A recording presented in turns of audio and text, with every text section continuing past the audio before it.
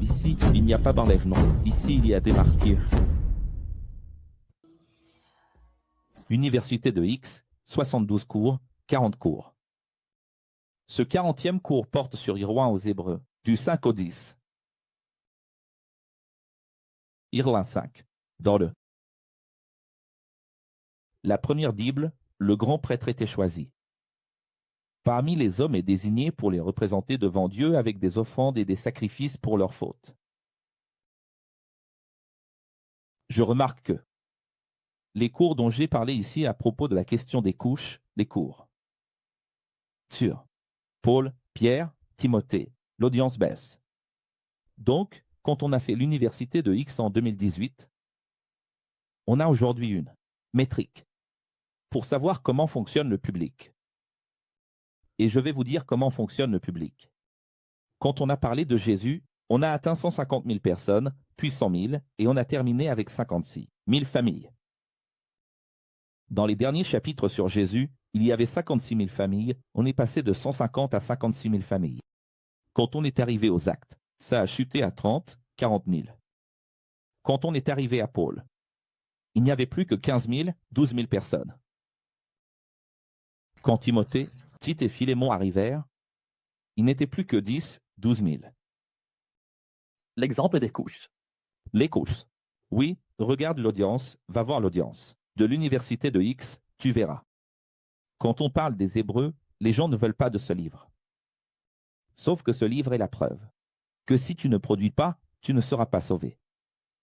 Et ce livre, il est tellement redoutable parce que si quelqu'un le comprend, il ne peut plus continuer à rendre des cultes, à pratiquer l'adoration ancienne, les rituels, dans les temples, parce qu'il est libérateur. Aujourd'hui, vous allez voir à quel point ces textes sont profonds. Alors ne restez pas à me regarder, parce qu'en plus d'être Paul et Akel, c'est encore un langage difficile.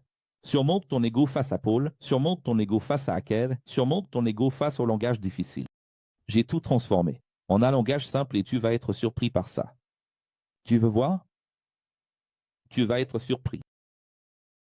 C'est terrible. J'adore ce mot. Le grand prêtre, à l'époque, même en étant un homme, avait de l'empathie pour les religieux qui fréquentaient le temple, car il était un homme pécheur comme eux. C'est-à-dire qu'il y avait une certaine compassion de la part du grand prêtre de cette époque, envers les hommes, parce qu'il devait lui aussi offrir ses sacrifices, car il était lui aussi pécheur.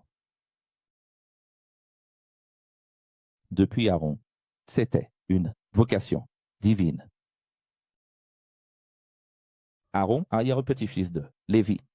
Mais, dans la seconde Bible, Jésus, le Christ, est le grand prêtre selon l'ordre de Melchizedek. Pendant 1260 jours, Jésus a exercé un sacerdoce en tant qu'homme, désirant, souffrant, pleurant, même s'il était Dieu. Ainsi, en tant qu'homme, il s'est incarné dans un homme et a donné l'exemple. Il a traversé toutes les choses comme nous. Et ici, c'est intéressant, car Paul a dit qu'il pleurait beaucoup. Il s'est fait fil pour atteindre une empathie totale, afin de comprendre pleinement l'être humain qu'il avait lui-même créé. Alors, Dieu s'est incarné en un homme, pour avoir la légitimité de condamner sa propre créature, et ayant ou pour la sauver. Et ayant atteint la justice et la perfection, il nous a donné l'exemple de ce que nous devons être. Révélation de Paul.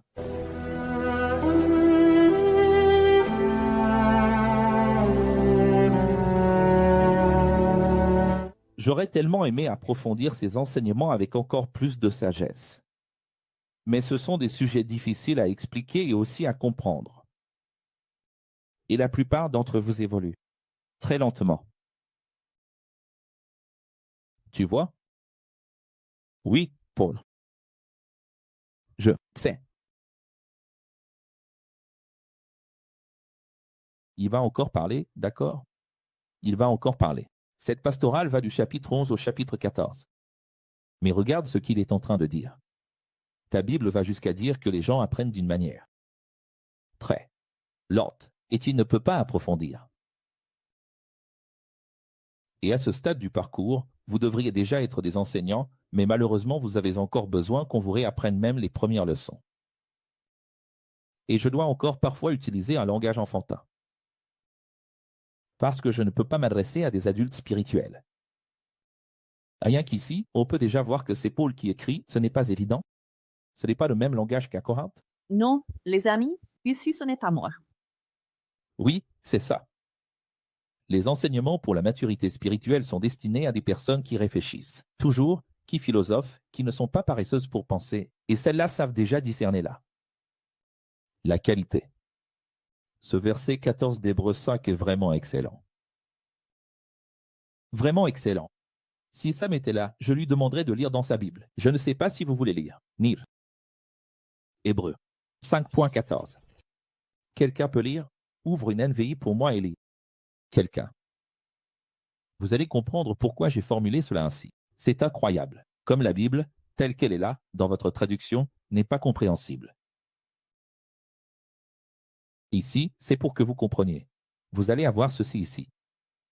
Vous l'aurez en version numérique, en Bible de poche, sous toutes les formes possibles de Bible.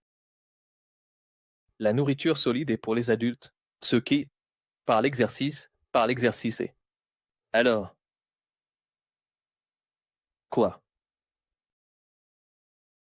Qu'est-ce que la nourriture solide? Il parle de maturité spirituelle parce qu'il parle de nourriture pour enfants. Quand il parle de lait, il parle de nourriture pour enfants. Nourriture pour enfants, n'est-ce pas? Donc, il parle d'un enseignement pour la maturité spirituelle. Alors, quand il dit exercice continu, il s'agit d'un exercice de l'esprit. Si vous voulez savoir où Paul a parlé de philosophie, c'est ici. C'est penser tout le temps, c'est que penser, ça fait mal. C'est fatigant. Tu te souviens quand on a parlé du cérébrifique? Néologisme, X, 1. Allez, muscle ton cerveau. Tout le monde va à la salle de sport. Nanana. On prend une petite photo, 1. On prend une petite photo. Prends une photo de ta conscience en train d'évoluer. Fais un selfie. Pour voir si tu es déjà à un niveau élevé. Si tu as déjà du muscle dans cette conscience. Pour voir s'il y a un peu de muscle dans cet esprit. Parce qu'il dit comme ça, l'exercice constant. Qu'est-ce que c'est l'exercice constant, là, en grec, ou même pas? Hébreu. Qu'est-ce que c'est l'exercice constant? C'est penser tout le temps. Élasticité. Élastification de la conscience. Ici, regarde. Élastification de la conscience. C'est les biceps et triceps du cerveau. Tu vois? Neuroplasticité. Exactement, d'abord. Neuroplasticité. Alors, il dit comme ça, ils ne sont pas paresseux pour réfléchir. Et puis, à la toute fin, dit-il, ils savent déjà discerner le bien du mal. Qu'est-ce que le bien et le mal? Alors, tu vois, non? Hébreux 6. Ce verset est vraiment magnifique. Pourquoi n'avance-t-il pas et ne quitte-t-il pas les premiers enseignements pour évoluer vers la maturité spirituelle? Qu'est-ce qu'on remarque ici? Il ne devrait pas y avoir de favoritisme. Alter, encore une fois, mal subdilisé. Il parle de maturité spirituelle, mon Dieu. Parce que j'ai reçu des questions de votre part sur le repentir, la foi, les baptêmes, l'imposition des mains, la résurrection des morts. Et comment sera le jugement éternel? C'est déplorable. Alors, ce qu'il a appelé langage enfantin et vision enfantine? Des personnes qui en sont encore à ces sujets. Des personnes qui, après des années et des années, arrivent ici et posent des questions sur les tout premiers niveaux de la philosophie, par exemple. Cryogénie. Cryogénie spirituelle, cryogénie. Ils sont gelés, en train de dire. Professeur, ici. Pourquoi cette question de Trump est-elle si importante? Je n'ai jamais compris. Il a. Garder le sabbat. Oui, il faut garder le sabbat. Qu'est-ce que c'est? J'étais. Alors ils arrivent ici, après tout ce temps, et je pense encore que je n'ai pas compris cette question de Dieu. Ça n'interfère pas. Et il reste là, des années, d'une lenteur incroyable. Alors, tu es en train d'assembler les pièces. Il a parlé de lenteur, de nourriture pour enfants. Et maintenant il dit, il me pose des questions sur le baptême. Oui, professeur, j'ai fait un rêve. Je sais que le professeur dit que Dieu n'interfère pas, mais dans mon cas, c'est différent. Je sais que Dieu ne fait pas de favoritisme, mais c'est que, quand on est fidèle comme moi, là il favorise. Dieu ne privilégie personne, mais dans mon cas, comme je suis vraiment très fidèle, avec un cœur pur, pur, pur.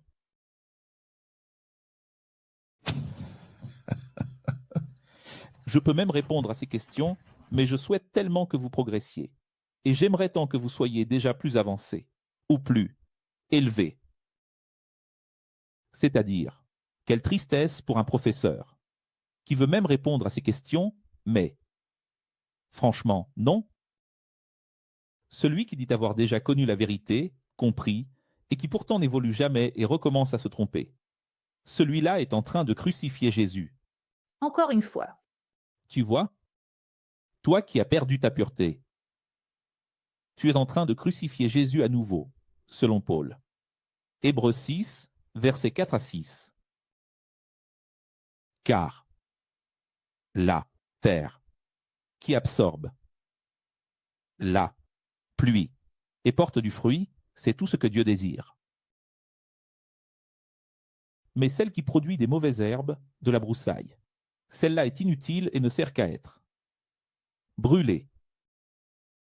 Mais sachez que même en parlant sur ce ton d'exhortation, Dieu est juste, et aucun travail accompli par vous ne sera oublié. Tout sera pris en compte par le Créateur. Alors il a vu qu'il était un peu dur, non? Ça fait déjà plusieurs paragraphes qu'il insiste. Le bâton. L'exhortation est sévère. Alors il s'est dit, c'est ce style de discernement à la Paul, n'est-ce pas? Je vais regagner mes auditeurs, parce que si je fais que les réprimander ici, plus rien ne rentrera dans leur cœur. Je vais les reconquérir. Rassurez-vous, Dieu est juste. Tout ce que vous faites, Dieu le voit. C'est comptabilisé. Dieu a vu vos efforts. Chaque fois que vous êtes prêt à aider ceux qui en ont vraiment besoin dans les écoles, vous restez sur la liste des héritiers du royaume de. Créateur. C'est-à-dire, vous savez qu'il y a eu la famine en Judée. Que les écoles païennes grecques, on a vu ça. Depuis le premier cours jusqu'au 40e. En fait, combien de fois avons-nous vu, n'est-ce pas, des difficultés dans les écoles de Judée, des collectes pour aider ces écoles. Et qu'est-ce qu'on voit ici? Il utilise cela, il dit, vous avez déjà aidé tant de personnes, Dieu a vu tout cela. Il a regagné leur cœur, n'est-ce pas? Il a dit, Dieu voit tout ce que vous faites de bonnes choses, il y a de bonnes choses. Parce que c'est comme ça, n'est-ce pas? Il vient juste de les traiter d'infantiles, d'immatures, de lents. Il y a quand même quelque chose de bon, non? Et en plus, il crucifie à nouveau Jésus. Crucifié à nouveau Jésus. Certains, non, quelques. Donc il les a ramenés. Parce que le but, ce n'est pas de frapper pour tuer. C'est de frapper pour sauver. N'est-ce pas? C'est de la discipline. Quand nous avons quelqu'un de supérieur à nous, nous jurons par celui qui est supérieur à nous. Mais Dieu, n'ayant personne au-dessus de lui, a juré par lui-même à Abraham, promettant une descendance nombreuse. Maintenant, il va reprendre le sujet. Et quel sera ce sujet? Le contrat que Dieu signe est immuable et irrévocable. Sa parole s'accomplira, car sa parole est au-dessus de lui-même, puisqu'il a lui-même placé sa parole au-dessus de tout. Le jour où tu voudras savoir d'où le professeur a tiré, que la parole de Dieu est au-dessus de Dieu lui-même. Hébreux 6, 18. Lis dans ta Bible dans 3 traductions, puis tu lis le codex, et là tu comprendras. Dieu a placé sa propre parole au-dessus de lui-même.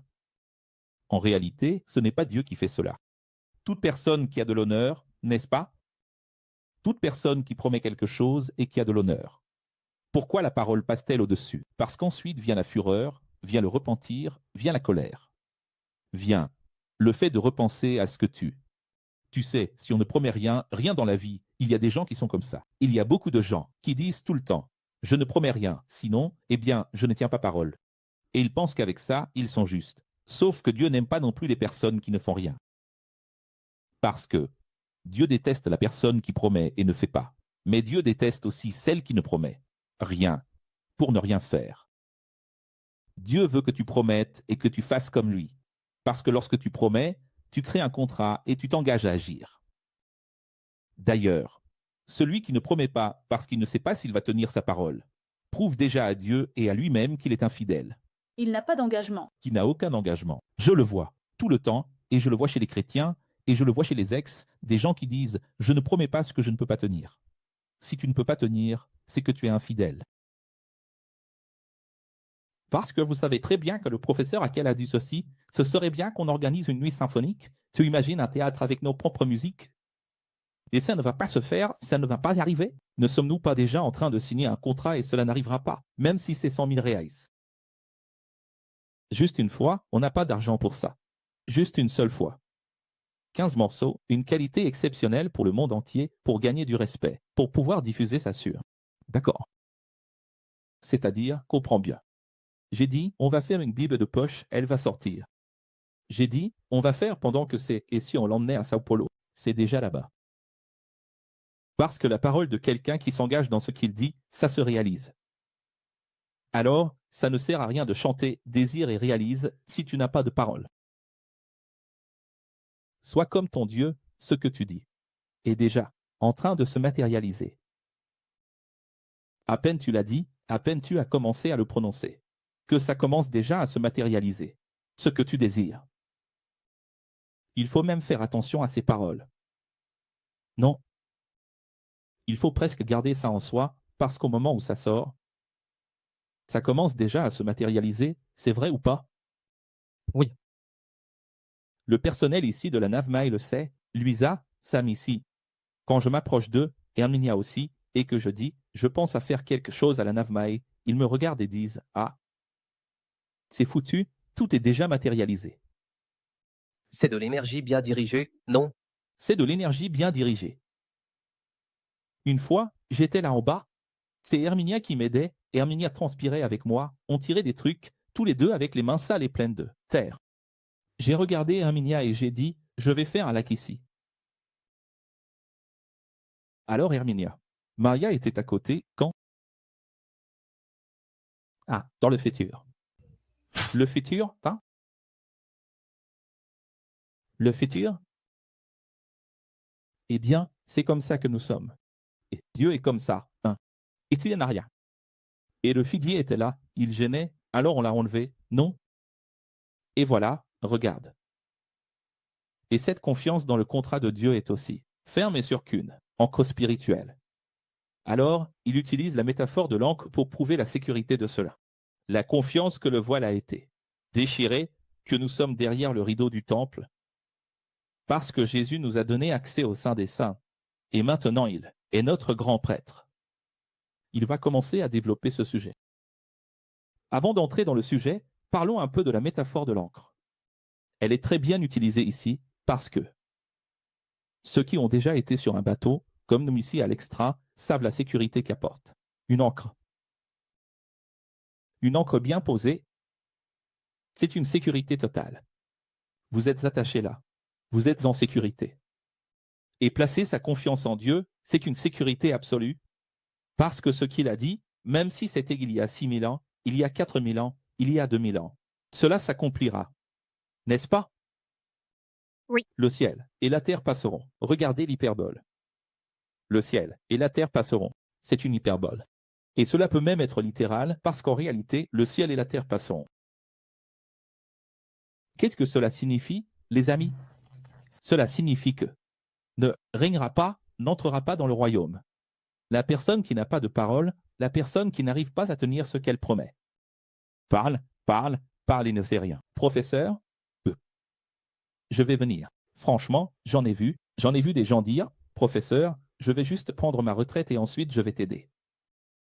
Jamais, jamais. 12 ans se sont déjà écoulés. Professeur, je vais juste finir ici les démarches. Mes enfants sont en train d'obtenir leur diplôme. Mon fils va se marier. Après, je serai à tes côtés. Où sont-ils? Ah. Professeur, heureusement que je ne t'ai jamais rien promis, justement pour ne pas avoir honte et ne pas agir comme ça. Toi aussi, tu es une autre personne qui a tort. Tu ne promets rien parce que tu sais que tu ne tiendras pas parole. Tu vois? Alors, qui va régner avec Dieu? Des personnes qui parlent et agissent, qui parlent. P. Agissent.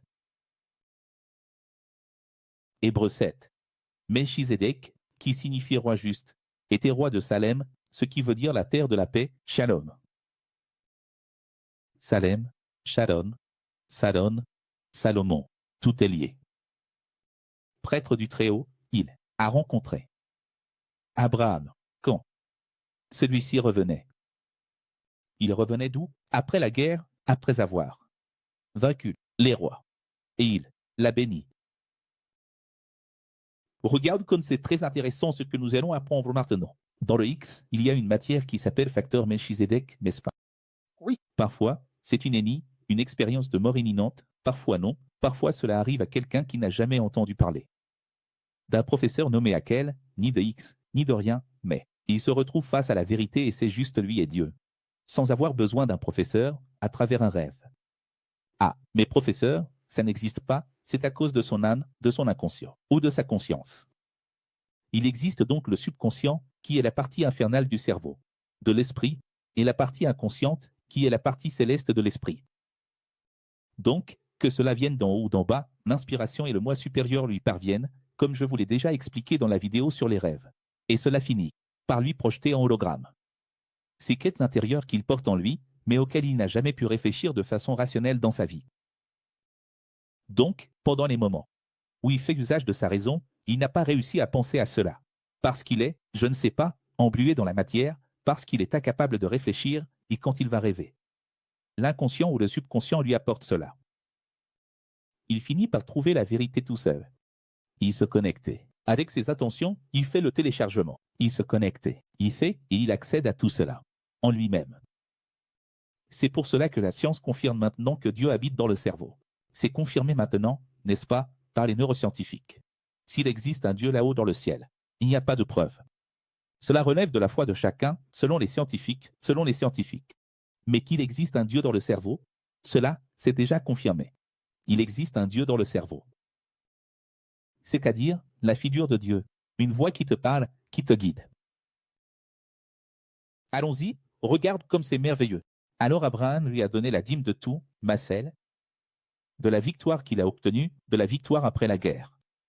Donc la dîme qu'Abraham a donnée n'est pas la dîme de la loi, c'est la dîme d'avant la loi, c'est la dîme de la promesse. C'est la dîme de la première Bible avant la première Bible. Si vous vous souvenez de la lettre aux Romains, n'est-ce pas? Cette lettre merveilleuse. Quelles sont les deux lettres les plus difficiles? Romains et Hébreux. Hébreux. Dans Romains, Paul a beaucoup parlé de la promesse. D'abord est venue la promesse, ensuite est venue la loi. D'abord est venue la promesse à Abraham, la Bible métaphysica visible, puis est venue la Bible physique. Les tables de la loi, n'est-ce pas? Maintenant, comprenez bien. Maintenant, pour les Hébreux, il dit ceci, Abraham a donné la dîme avant la loi, sur les butins de guerre. Qu'est-ce que cela signifie? Tu ne donnes pas la dîme des produits de ta terre, de l'agriculture, que tu as produit pendant une année. Tu donnes 10% de ce que tu as conquis à la guerre. Tu as vaincu, tu as rapporté la richesse des autres, ce qui était utile, des ennemis que tu as détruits, et tu as présenté cela à Dieu. Sans père, sans mère, sans généalogie, sans commencement de jour ni fin de vie, c'était déjà la théophanie de Jésus, la manifestation directe du Créateur. Pourquoi théophanie?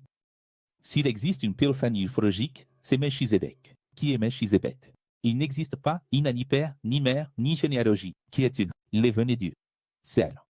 Et les églises, les gens, il y a le ridicule du ridicule, c'est le sujet le plus enfantin de tous. Tu vas dans l'église adventiste, c'est la chose la plus enfantine et ridicule qui existe, avec tout le respect pour leur foi. Michel, discuter pour savoir si Michel est Jésus ou non. Tu vas voir, c'est quelque chose d'absolument absurde. Témoin de Jéhovah, Mormon. Oui, congrégation chrétienne, les églises évangéliques discutent, certaines disent, Michel est Jésus.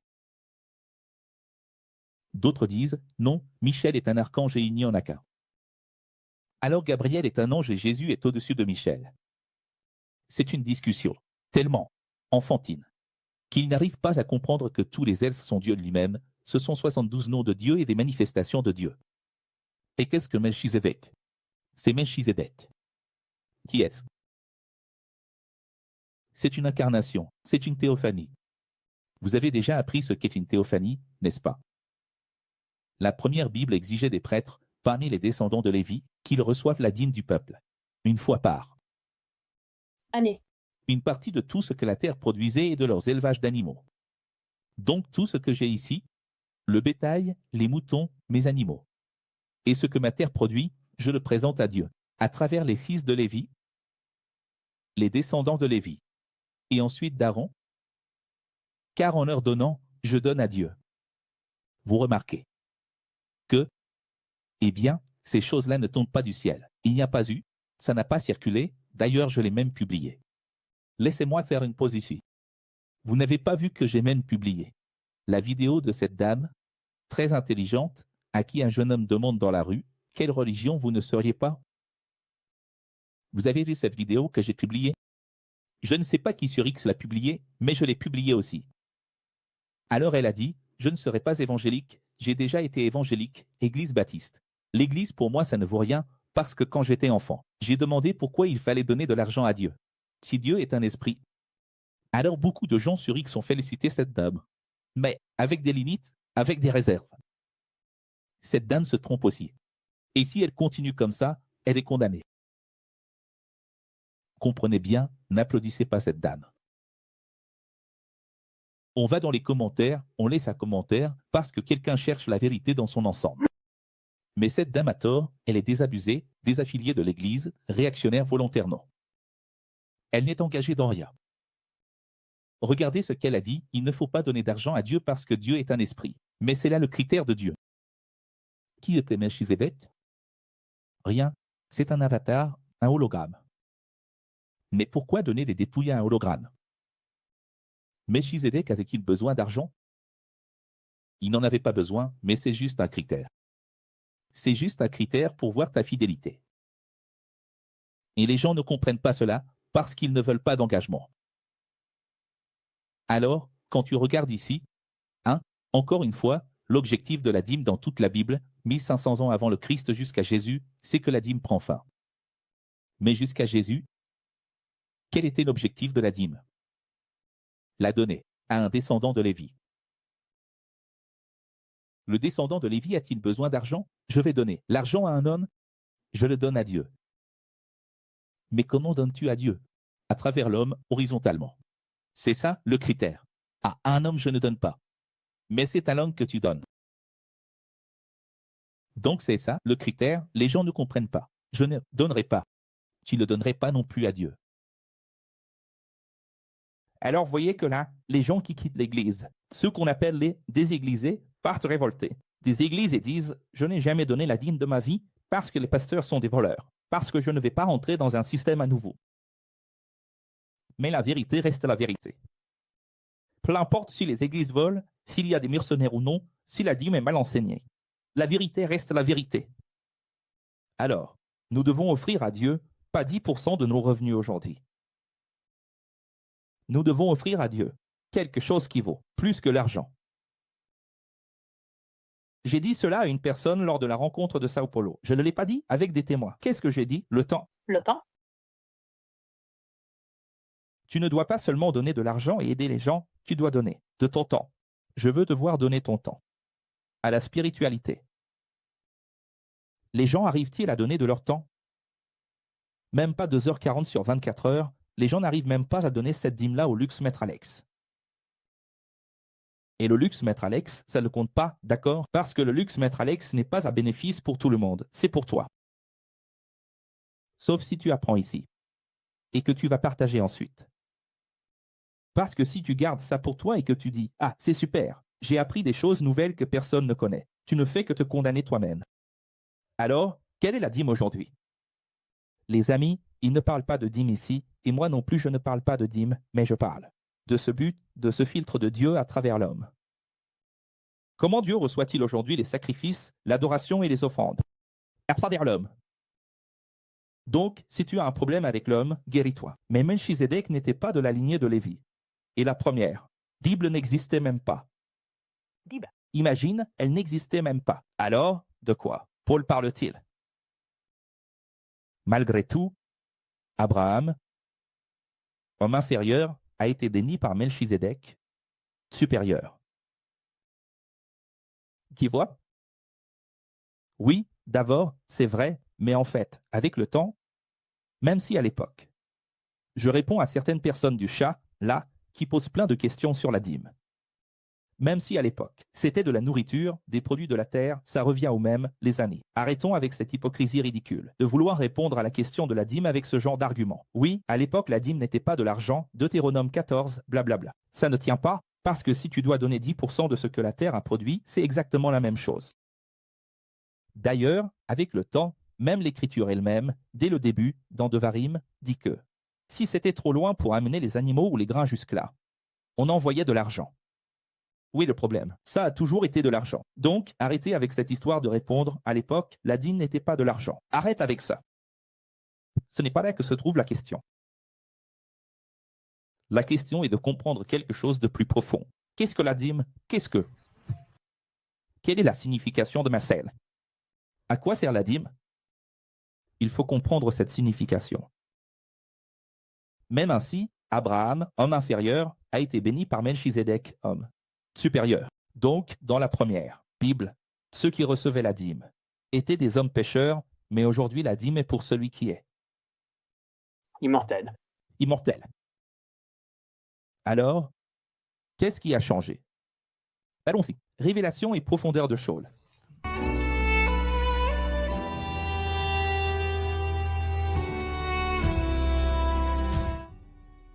Lévi n'existait pas encore, mais il était déjà, de façon intemporelle et quantique, à l'intérieur d'Abraham. Abraham. C'est à ce moment-là qu'il faut mettre cet emoji qui explose la tête. Parce que je ne vois pas d'image meilleure. Tu sais ce que c'est, ce que Paul est en train de dire ici? C'est très profond.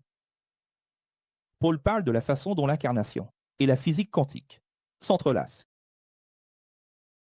Qui est capable de comprendre ça? Moi, à quel?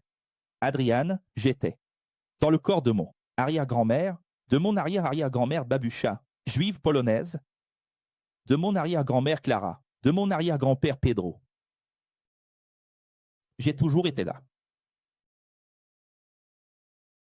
Tu as déjà imaginé comment Dieu, tu te souviens du film Lucie? Comment Dieu voit-il l'humanité? Je vous dis toujours, arrêtez avec ce truc de mon cousin, mon frère. Si quelqu'un a à peu près mon âge, c'est mon frère. Si quelqu'un a l'âge d'être ma mère, c'est ma mère. Si quelqu'un est ma tante, c'est ma tante. Si possible, c'est ma grand-mère. Famille spirituelle. Il n'existe pas de frères et sœurs à banaliser. La famille spirituelle, ce sont.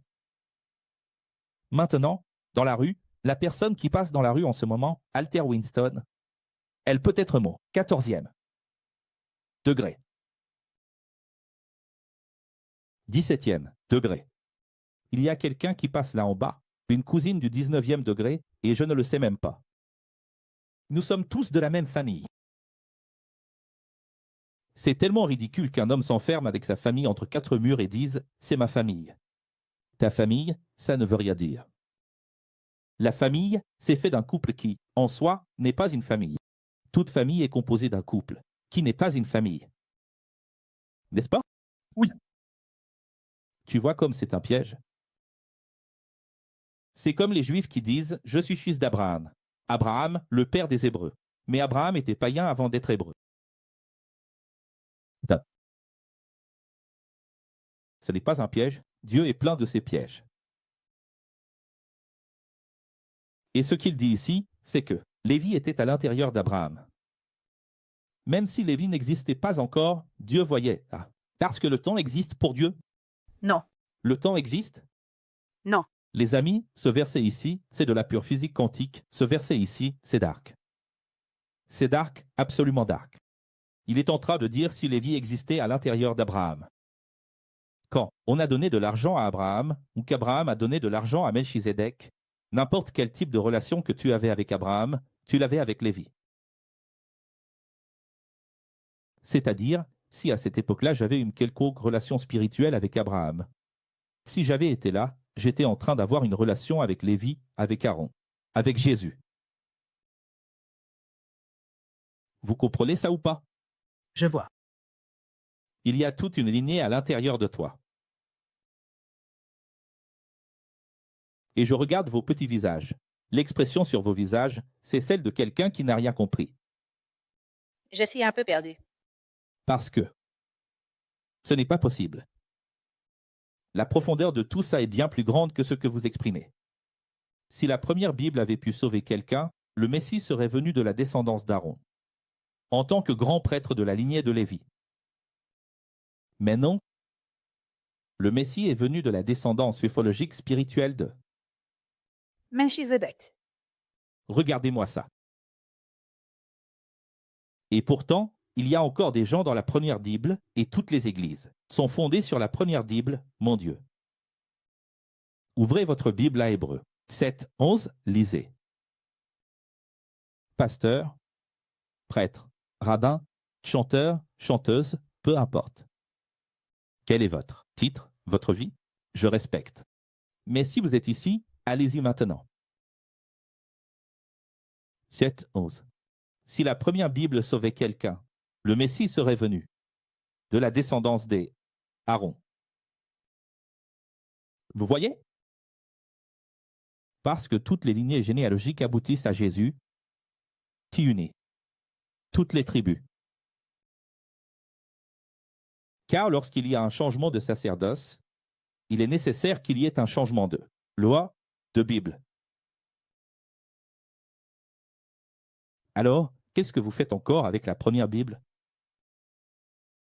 Baptisant, adorant à l'ancienne, pratiquant le culte de façon obsolète, s'agenouillant de manière rétrograde. Quelle est la tribu de Melchizedek? Quelle a été sa famille sur terre qui aurait un jour servi à l'autel humain d'un temple? Quelle est la tribu de Melchizedek? Parle-moi. Tu vois la taille du piège de Paul? Il écrit aux Hébreux, n'est-ce pas? C'est ça. Il est allé voir les Hébreux et a dit, vous aimez bien la première Bible, hein? Vous aimez ça, n'est-ce pas? On ne peut pas s'en empêcher, hein? C'est comme ça, c'est le sabbat, la circoncision, l'adoration, l'offrande, tout recommence. Vous aimez ça, hein? Vous aimez ça. Eh bien. Sauf que maintenant, je vais utiliser quelque chose que vous connaissez. Abraham est la promesse de Dieu. Je vais utiliser autre chose que vous connaissez et qui est dans la Bible. Melchizedek. Où est la tribu de Melchizedek? Sur quel autel, ce prêtre? A-t-il offert un sacrifice? Dis-moi. Pourquoi? Ce piège de Paul, c'est dans le style de Jésus quand il piégeait les pharisiens. Un piège dans le sens de « Qu'est-ce que vous allez dire? Que Melchizedek ne compte pas? Si tu dis que Melchizedek ne compte pas, alors Abraham ne compte pas non plus, et si Abraham ne compte pas, alors plus rien ne compte. Mais si tu dis que Melchizedek compte, alors Jésus compte aussi. Tu as compris le piège ou pas? C'est le plan du Tani du Créateur Jésus, le second. Melchizedek. Le grand prêtre, non pas selon les règles du système religieux, mais selon la puissance indestructible de Dieu. J'allais mettre quantique. Mais si je mets quantique, à chaque fois ils disent d'où il sort ça. Des trucs qui viennent de sa tête. Qu'est-ce que tu penses qui est indestructible, mon fils? Ta Bible peut bien parler d'indestructible si ça ne dérange pas, hein, mais elle ne sait même pas ce que c'est.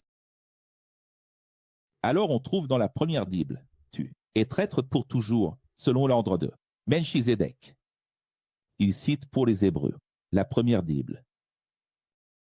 Attention, maintenant la première Bible a été révoquée parce qu'elle était faiblée. Inutile. Mon Dieu. J'aimerais bien savoir comment quelqu'un va encore dans une église, un temple, pour un culte ou une messe après Hébreux 7, 18. Dis-moi.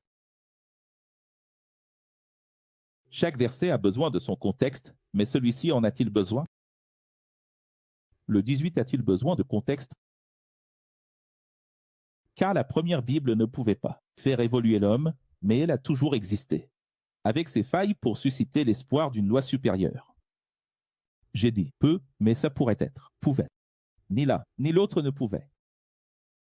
Et pourquoi y avait-il des failles? pour susciter une expérience, un espoir, une attente qu'une loi supérieure viendrait. Jésus est la nouvelle alliance, Jésus est le nouveau contrat, Jésus est le Nouveau Testament. Du verset 20 au 22, il est dit que Jésus est le Nouveau Testament. Et qu'est-ce que les églises ont fait, mon Dieu? L'Église catholique, par l'intermédiaire de Constantin, 3 siècles plus tard, s'est réunie avec les Romains et les Juifs pour discuter de quel parchemin serait canonique, saint, sacré, pour constituer le Nouveau Testament. Et ils ont choisi 27 livres, de Matthieu à l'Apocalypse. Et ils ont appelé cela le Nouveau Testament, mais ce n'est pas le Nouveau Testament. C'est le piège du système religieux. Prendre 27 livres et dire « Voici le Nouveau Testament ». Va dans une église, un temple, 5000 personnes qui sortent. Aborde 5 d'entre elles, au hasard, et pose-leur la question avec un micro, en direct, là, en train d'enregistrer. Demande-leur « Qu'est-ce que le Nouveau Testament ?» Ils vont répondre « Ah, c'est la deuxième partie de la Bible, c'est là. C'est ici, ils vont montrer. » L'autre va dire 27 livres. Et ça, c'est le Nouveau Testament? Jésus est le Nouveau Testament. Leur propre Nouveau Testament dit que le Nouveau Testament, c'est Jésus. Tu vois à quel point c'est un piège? Parce que là, tu passes d'une Bible à une autre Bible. Et tu restes dans la Bible toute ta vie. Là, tu es avec le nom de Jésus, avec la vérité, mais trompé. Tu continues à dire « Je suis dans le Nouveau Testament ». Dans quel Nouveau Testament es-tu, mon enfant? Tu as échangé 39 livres contre 27. Et dire encore, cela faisait 39 avec 27. Et tu en as fait un seul.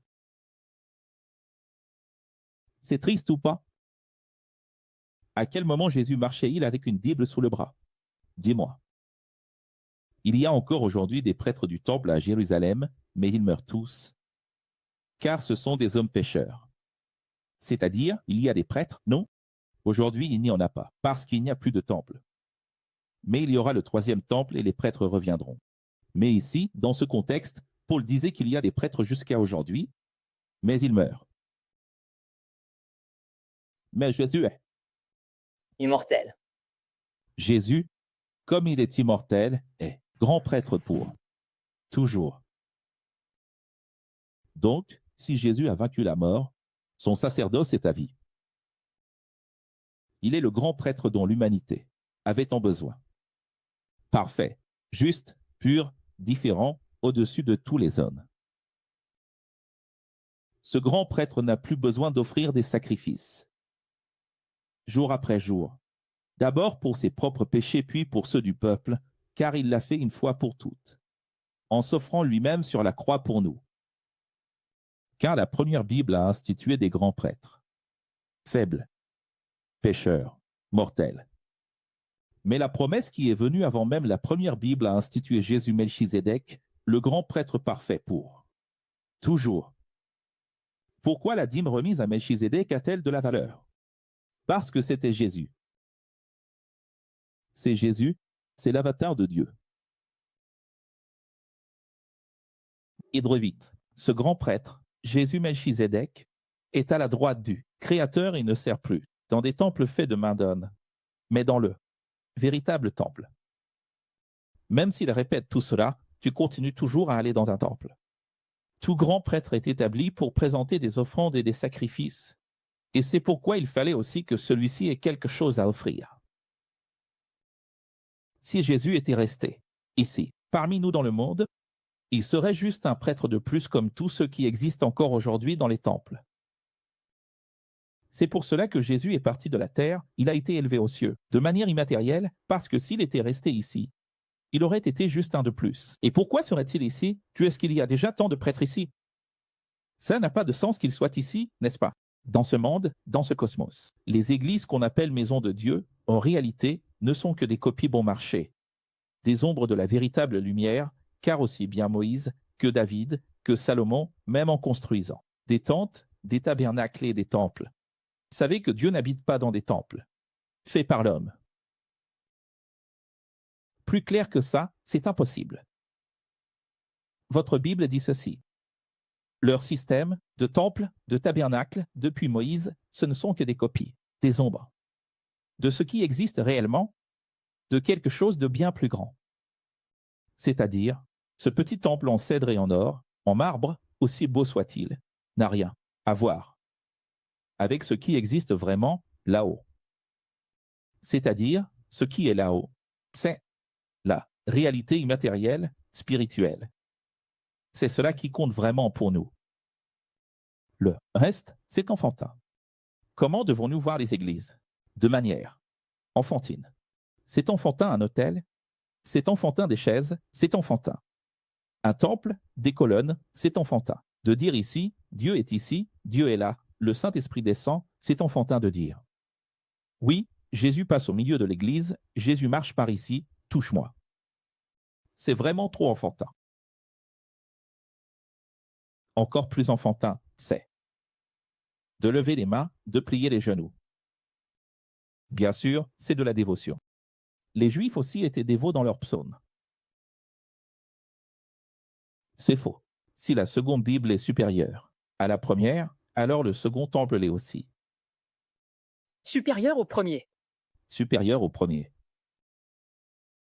Car si la première Bible était parfaite et sacrée, il n'y aurait pas eu besoin que Jésus vienne et apporte une nouvelle Bible, la grâce de Dieu, mon Dieu. Tu sais ce que c'est? Ouvre ta Bible à Hébreux 8h7.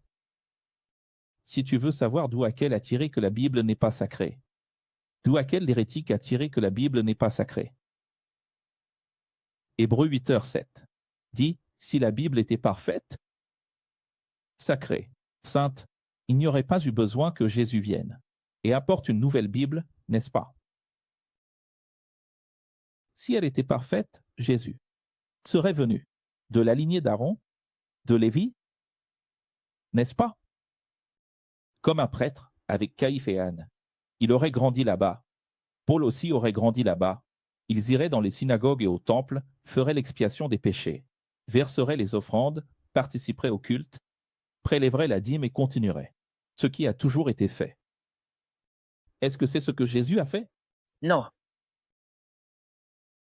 Franchement, je ne comprends pas. Comment c'est possible? Si un pasteur est en train de me regarder maintenant et qu'il continue à être pasteur, alors, ce n'est pas possible, pasteur. Vous voyez, pasteur, ce n'est pas possible. Transformez votre église en une école de Jésus. Transformez votre église en une école de Jésus.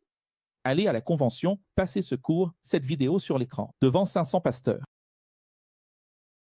Fais-les-en venir aux mains, comme le jour où, remplis du Saint-Esprit, ils ont décidé quel livre resterait dans la Bible. Tu sais qu'au concile de Nicée et dans d'autres conciles, il est écrit que certains s'empoignaient la barbe et se faisaient saigner. C'est dans cette ambiance spirituelle que les 27 livres du Nouveau Testament ont été choisis. C'est écrit dans toute l'histoire romaine. Vas-y, va lire. Quelle chose sacrée. C'était sacré. Le Créateur a toujours parlé par les prophètes de la première Bible. Les jours viennent où je ferai une nouvelle alliance avec Israël et Juda. Les Hébreux ont rompu la première Bible. Le premier contrat, alors le Second Testament sera. Supérieur. Je ne sais pas si vous avez remarqué, mais ici pour le site. Ce que Dieu a dit. Des passages de la première Bible que Dieu a prononcé, n'est-ce pas? C'est ça. Et dans ce passage, regardez ce que Dieu dit ici. On y retourne. Les Hébreux ont brisé la première Bible. Pourquoi l'ont-ils brisée? Ce n'est pas seulement les tables qui se sont brisées, non. Ils ont transgressé, enfreint les règles qu'ils avaient eux-mêmes signées avec leur sang. Et, à cause de cela, ils ont passé 40 ans à murmurer de façon rebelle, avec ingratitude, à tourner en rond, sur un chemin qui devait durer 40 jours. Cela a pris 40 ans. C'est fou, non? Vous pensez vraiment que Dieu a fait sortir le peuple d'Israël d'Égypte après 400 ans d'esclavage pour qu'ils errent 40 ans dans le désert? Quel genre de désert est-ce qui prend 40 ans à traverser? Combien de fois peut-on faire le tour du monde? En 40 ans de marche? Tu as déjà cherché ça sur Google? Va sur Google et tape combien de temps ça prend à pied d'ici jusqu'aux États-Unis. 10 000 kilomètres. L'as-tu vu? Tu as déjà vu? Bien sûr, il faut s'arrêter pour se reposer plusieurs fois. Mais je te garantis, en quelques jours. En quelques jours. En quelques jours, tu pourrais faire le tour du monde. En quelques années, peut-être même en quelques mois. Comment Dieu ferait-il sortir un peuple pour marcher 40 ans? C'était 40 jours, les amis. Un peuple tellement rebelle qu'il a passé 40 ans. Perdu avec le GPS. Alors je vous demande, il n'y avait pas une colonne de feu? Répondez. Oui, Il n'y avait pas un nuage qui les guidait? oui, Ce n'était pas leur GPS technologique? oui. Pas du tout, c'était un piège. Si c'était le cas, le nuage aurait juste fait ça, et il serait arrivé. C'est qu'il se plaignait tellement que Dieu disait « Je vais éteindre le GPS. Coupe la Starlock. » Il a laissé juste la protection, mais il n'a pas laissé la boussole. Hein. Il a laissé le peuple se perdre. 40 ans, errant de droite à gauche. Alors, ici, quand Dieu dit ça, qu'est-ce qu'il veut dire? Qui a brisé la première Bible? Les Hébreux eux-mêmes. Et quand les Hébreux ont brisé leur propre loi? Messieurs, quand ils ont brisé leur propre loi, est-ce que quelqu'un comprend que ce n'est pas Dieu? Qui a dit « Je vais créer une seconde Bible » C'est eux-mêmes qui ont brisé la première qu'ils avaient signée. S'ils ont brisé la première, n'est-ce pas? Eux-mêmes qui ont créé la nécessité d'en apporter une seconde? Oui, La lettre est adressée à qui? Aux Hébreux. Et qui a brisé la loi? les Hébreux. Ce sont les Hébreux eux-mêmes qui ont brisé la loi. En la brisant, il faut en acheter une autre. Il faut en acquérir une autre, il faut en obtenir une autre. N'est-ce pas? Quand on déchire un contrat, qu'est-ce qu'on fait? What? On en fait un autre. Alors, de façon inédite maintenant, je ne l'ai jamais fait. Le revelard vient de notre propre et suprême Créateur. Le revelard vient de Dieu.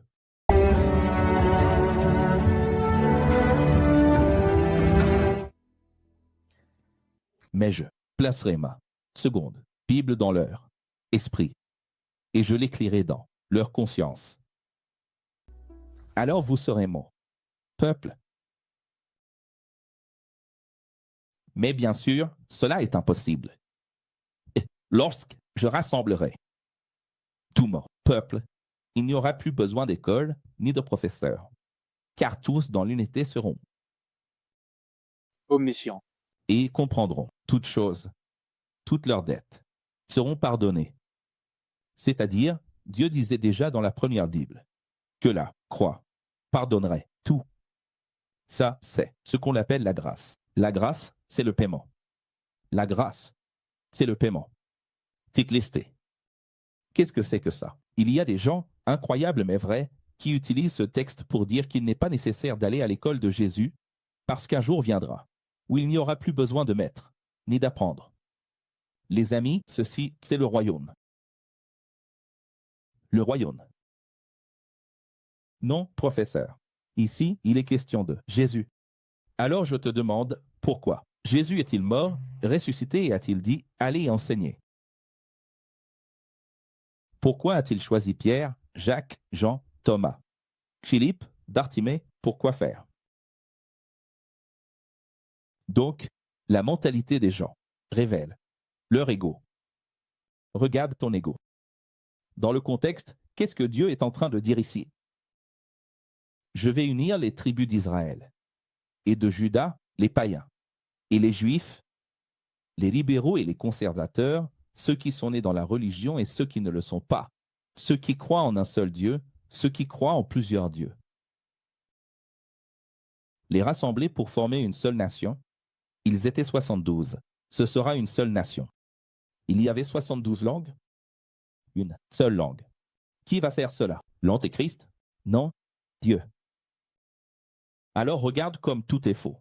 Les églises disent que c'est l'Antéchrist qui va faire cela. Et ainsi, quand le Créateur a prononcé ces paroles, il a rendu la première Bible. Dépassée, obsolète, tellement vieille, tellement vieille, tellement vieille. Pourquoi crois-tu qu'on l'appelle l'Ancien Testament? Pourri. Tu sais qu'il y a des dirigeants du système religieux qui ont remplacé l'Ancien Testament. L'expression Ancien Testament. Oui, ils mettent ancien au lieu de vieux. Pour cacher encore plus la vérité aux gens, ils n'écrivent pas Vieux Testament, ils mettent Ancien. Ancienne Alliance. Parce que, regarde ce que dit Hébreux 8.13. Faut-il que je crie? Est-ce qu'il faut vraiment que je crie? Hébreux 8.13, il dit ceci.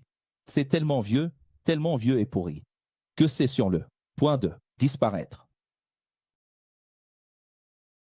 Qu'est-ce que c'est? Quelque chose qui est en train de disparaître? Tu as déjà imaginé un papier tellement vieux, un parchemin tellement ancien, tellement vieux, tellement pourri, qu'il tombe en miettes?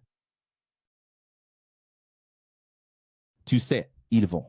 Dans les grottes, ils trouvent le parchemin codex. Parfois, il est intact, ou alors il y a des fragments par terre. 1000 ans, 2000 ans, 3000 ans, n'est-ce pas, Luan? Oui. Et il a dit que ceci est tellement vieux que ça n'existe presque plus. Et même comme ça, les gens n'ont toujours pas compris. Hébreux 9. Les gens du système qui aujourd'hui suivent ce cours 40 vont enfin comprendre. La première Bible avait un système de liturgie, de culte et de messe. Quel est le thème maintenant? Il a déjà abordé beaucoup de choses, n'est-ce pas? Et maintenant il veut parler de l'adoration. Il existait donc un système d'adoration. À l'avant, appelé le lieu saint, se trouvait le chandelier, la table et les pains de la présence. Tout était organisé dans le Saint-Temple. Derrière le second voile se trouvait la partie appelée le Saint des Saints, où se trouvait l'autel d'or pour l'encens et l'arche de l'Alliance, entièrement recouverte d'or. Dans cette arche se trouvait le vase d'or contenant la manne, la verge d'Aaron qui avait fleuri et les tables de Alliance. les tables de l'Alliance, les tables du contrat, les tables de la première Bible. Au-dessus de l'arche se trouvaient les chérubins de la gloire qui, de leur ombre, couvraient le couvercle de l'arche. À propos de ces choses, il n'est pas opportun d'en parler en détail maintenant. Tout étant ainsi préparé, les prêtres entraient régulièrement dans le lieu saint du tabernacle pour le ministère de l'adoration ancienne. Cependant, seul le grand prêtre entrait dans le Saint des Saints, et cela une seule fois par an, jamais sans présenter le sang du sacrifice qu'il offrait pour lui-même, car il était pécheur, lui aussi, et pour les péchés que le peuple avait commis par ignorance. De cette manière, le Saint-Esprit montrait que le chemin vers le Saint des Saints n'avait pas encore été révélé, tant que le premier tabernacle subsistait encore. Ceci est une illustration pour notre époque indiquant que les offrandes et les sacrifices offerts selon la première Bible ne pouvaient pas donner à l'ancien adorateur une conscience parfaitement pure.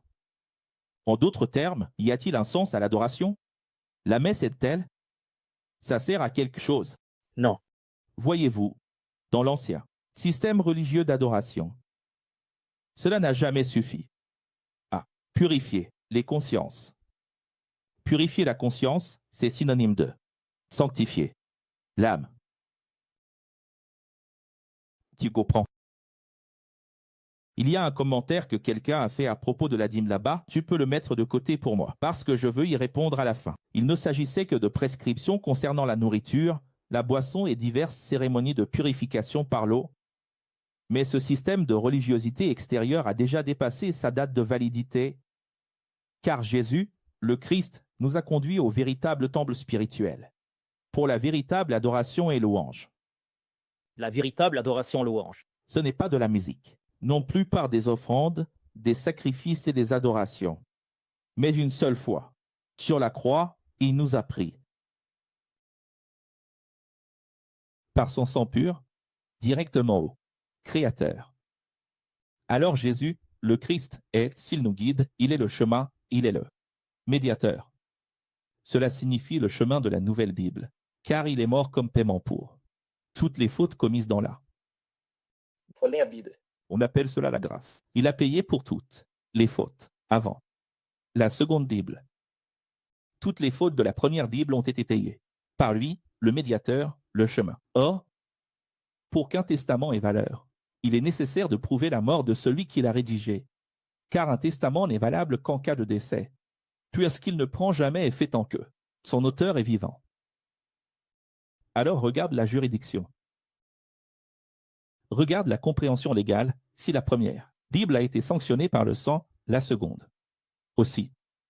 Lorsque Moïse eut fini de proclamer tous les commandements de la loi à tout le peuple, il prit le sang des veaux et des boucs avec de l'eau, de la laine écarlate et des branches d'hysope, et il en aspergea le livre lui-même ainsi que tout le peuple en disant: Voici le sang de l'alliance que Dieu vous a ordonné d'observer. Et quelle a été la phrase que Jésus a utilisée? Sinon exactement celle-ci, le jour de la Pâque. Pourquoi Jésus a-t-il pris la coupe de vin et lu exactement ce texte, tiré de la toute première Bible? C'était pour dire qu'il est désormais le médiateur, qu'il est maintenant le chemin, que son sang serait versé, une seule fois, pour qu'il n'y ait plus jamais besoin de cela. De la même manière, il aspergea de sang le tabernacle et tous les ustensiles de ces cérémonies. C'est-à-dire, il y avait du sang partout, c'était. Comme c'est encore le cas aujourd'hui. Jetez un œil à Jérusalem, vous verrez, oui, vous verrez.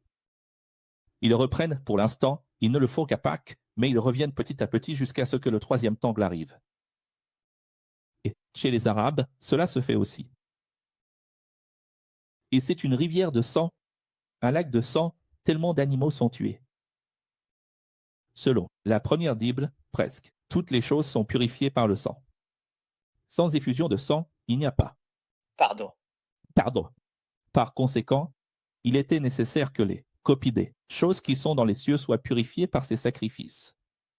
Quand on parle des cieux, on parle de matière quantique, invisible, spirituelle, avec ces sacrifices terrestres.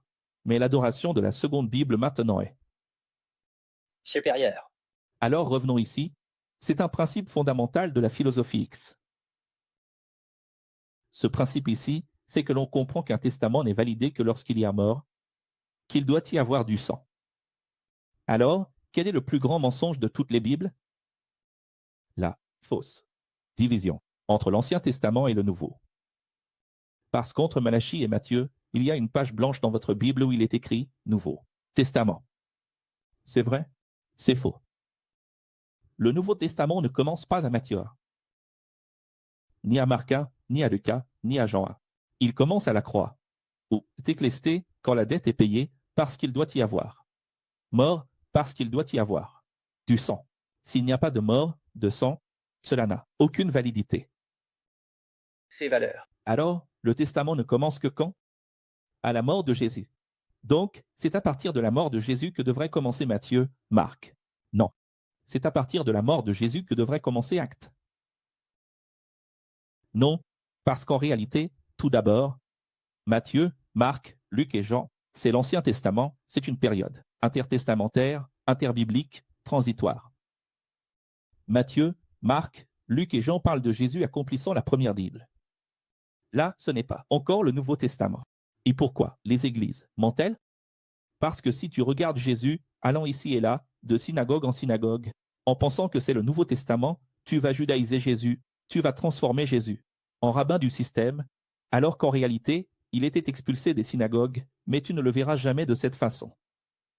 Tu vas voir Jésus comme l'homme qui accomplissait la loi parce qu'il était en faveur de la loi, parce qu'il était venu pour la loi. C'est exactement ce qu'ils veulent que tu penses. Donc, la plus grande tromperie de toutes les Bibles, c'est de dire que Matthieu, Marc, Luc et Jean font partie du Nouveau Testament. C'est le plus grand mensonge de toute ta Bible. C'est pour ça que tu te promènes avec la Bible sous le bras, la parole de Dieu. Ça ne servira à rien, tu ne verras jamais la vérité, parce que la façon dont elle est compilée et organisée est déjà un mensonge. La vérité est ici. La vérité est ici. La vérité est dans la Bible, bien sûr. Mais la façon dont elle a été faite est un piège. Et pourquoi Dieu a-t-il permis cela? Parce que ça a toujours été comme ça. En fait, Dieu avait déjà permis cela avec la Septante. Tu vois, tu juges, mais tu ne sais même pas ce qu'est la Septante. Tu vas étudier ce qu'est la Septante, 72 rabbins, 200 ans avant le Christ, qui ont compilé la première Bible. Ensuite, tu vas étudier ce qu'est la Vulgate latine. Jérôme, le pape, le concile. Il faut étudier. Professeur, je ne suis pas capable de ces choses-là, je préfère croire. Arrête d'être paresseux. Qu'est-ce que Paul a dit là? Exercice mental. Le salut se prend de force. Ici, regarde. Académie de l'âme. Regarde. On va entraîner l'âme, on y va. Cérébralise-toi. Si tu ne fais pas d'effort, tu n'arriveras nulle part. Tu vas te perdre. Parce que ta paresse révèle que tu n'aimes pas. Quand on aime, on n'est pas paresseux. Quand on laisse la paresse prendre le dessus, c'est qu'on n'aime pas. Alors, écoute quelque chose de merveilleux. Là tu dis, d'accord, donc à partir de la croix. C'est la grâce. C'est le Nouveau Testament. C'était censé l'être, non? Actes, Romains, Corinthiens, ces lettres, ces livres n'ont jamais été le Nouveau Testament. Parce que ces livres ne sont que le récit de Paul, de Pierre, qui enseigne aux gens ce qu'est le Nouveau Testament. Qu'est-ce qu'on trouve dans Actes 15? Une lettre qui disait « Voici le Nouveau Testament », pas la lettre elle-même, mais ce qu'elle enseignait. Vous vous souvenez d'Acte 15? Donc, si la personne ne lit jamais Acte 15 et ne suit pas les cours, les leçons ici de cette université, 72 cours complets, sans buffet. Ça ne sert à rien de sauter des cours, de choisir le titre que tu préfères, tu ne fais que te tromper toi-même, tu te condamnes. Tu vois, encore une fois, la paresse est en train de t'engloutir, de te consumer. Comment obtient-on son diplôme? Cours. Après cours. Il y a un ordre. Donc, Jésus, nous voyons ici, car Jésus n'est pas le grand prêtre d'un temple du système religieux humain. Ainsi, il n'y a plus de dette ni de bénédiction temporaire avec une date de péremption, et la nécessité de les renouveler lors de nouveaux cultes, de nouvelles messes, de nouvelles offrandes.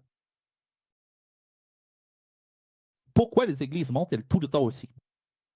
Parce qu'elles disent que la bénédiction qui t'a été donnée doit être revalidée. La scène que tu as prise, qui est le corps de Jésus, avec consubstantiation ou transsubstantiation, peu importe. Il faut la renouveler, il faut la reprendre et la manger à nouveau. La dîme que tu as donnée, il faut la donner à nouveau. L'offrande que tu as donnée, tu dois la donner à nouveau. Et certaines choses, on comprend, la collecte pour les personnes dans le besoin, bien sûr, ça doit être répété. Mais le corps de Jésus doit-il vraiment être répété? La prière qui t'a béni, elle a expiré, elle a une date de péremption. Il faut te bénir à nouveau? Parce que quelqu'un t'a jeté une malédiction ou parce que tu habites près de quelqu'un qui ne t'aime pas ou que quelqu'un t'a fait quelque chose. Tu as déjà perdu la bénédiction?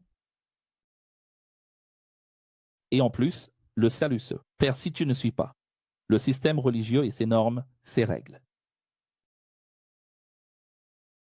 Tu vois comment le système est conçu? Il est basé sur le renouvellement de la validité. Tu dois y aller et revalider parce que la bénédiction n'est pas perpétuelle. Et qu'est-ce que la grâce? La grâce, c'est la bénédiction définitive, perpétuelle. Alors ça ne sert à rien de dire que tu as compris la grâce de Dieu si tu dois continuer à aller à l'église. Pour compris à nouveau pour toi.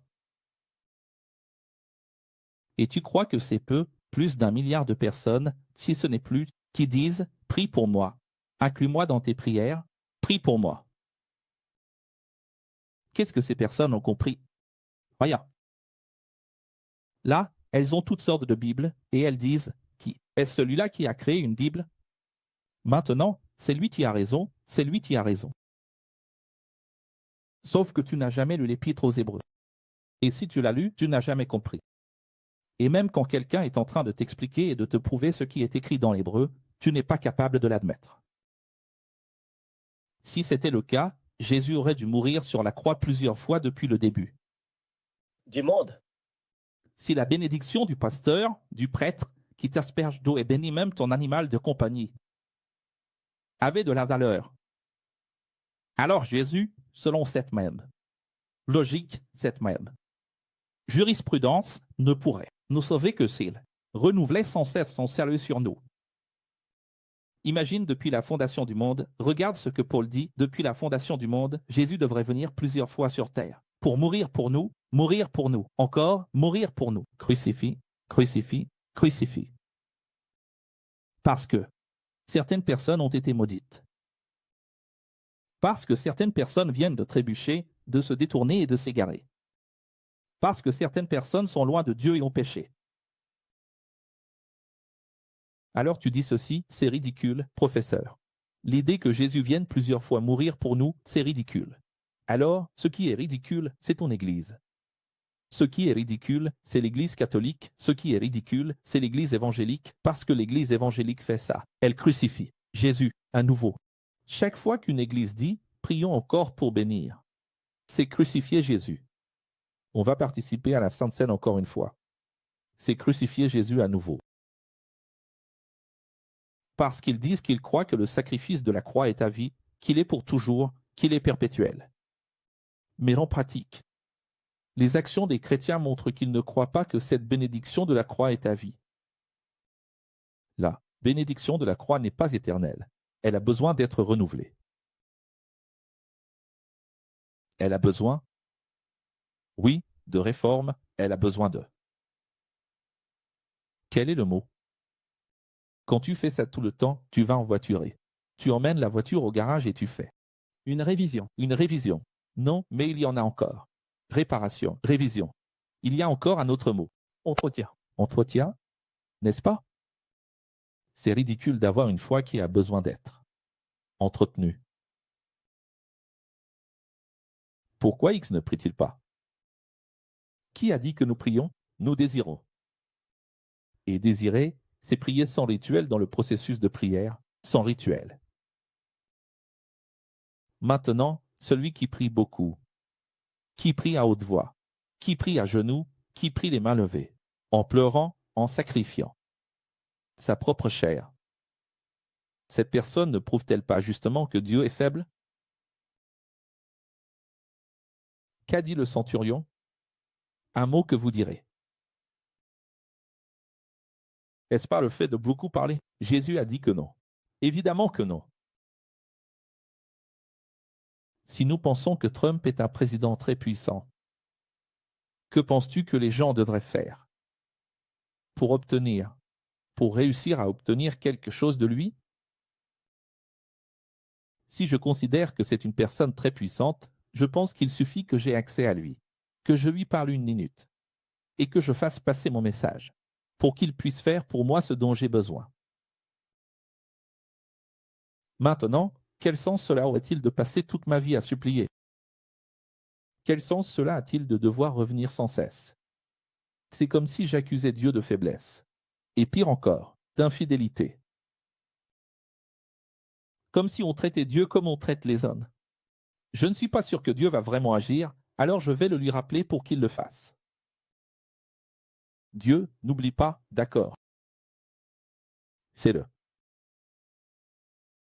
Dieu serait-il infidèle maintenant? Dieu oublie-t-il?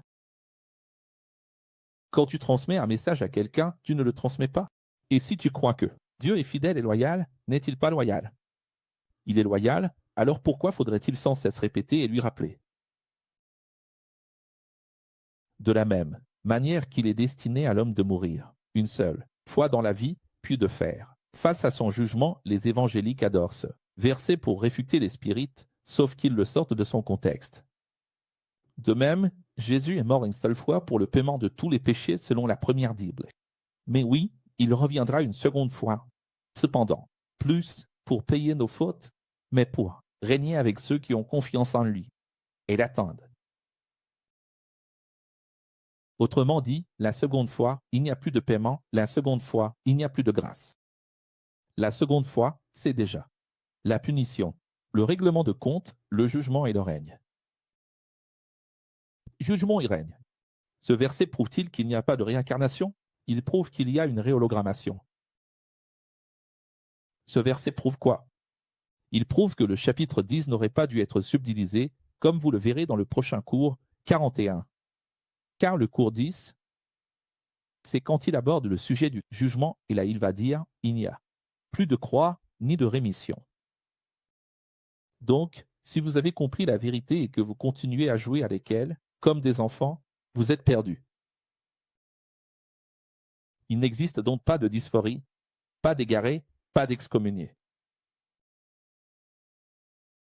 Vous savez combien de millions de personnes disent « je suis égaré », elles l'acceptent. Il n'existe pas d'égaré. Il n'existe rien de tout cela. Nous verrons donc cela dans le cours 41, dans les chapitres 10, 11, 12 et 13 de l'Épître aux Hébreux, puis en commençant la mission de Jacques Yakov. Ici, il n'y a pas d'enlèvement. Ici, il y a des martyrs.